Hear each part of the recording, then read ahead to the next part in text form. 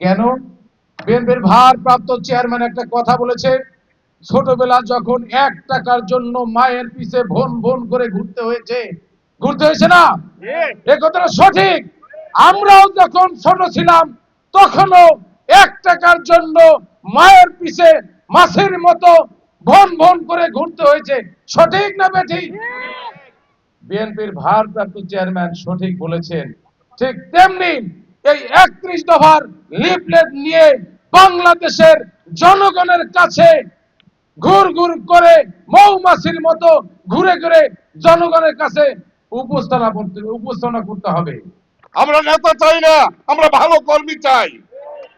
আমরা নেতা চাই না, আমরা দেশ গড়ার জন্য, জিয়াউর রহমানের আদর্শ রক্ষার জন্য ভালো মানুষ চাই। সবাই একমত, সবাই একমত হন।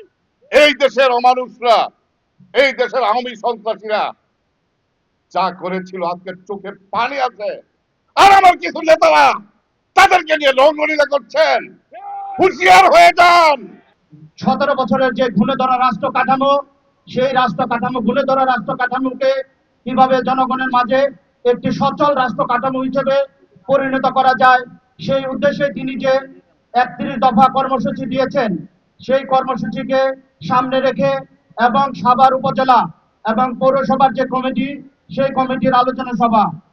দীর্ঘদিন এভাবে খোলা ময়দানে খোলা মাঠে আসতে পারিনি, অনেক কষ্ট, অনেক নির্যাতিত হয়েছি।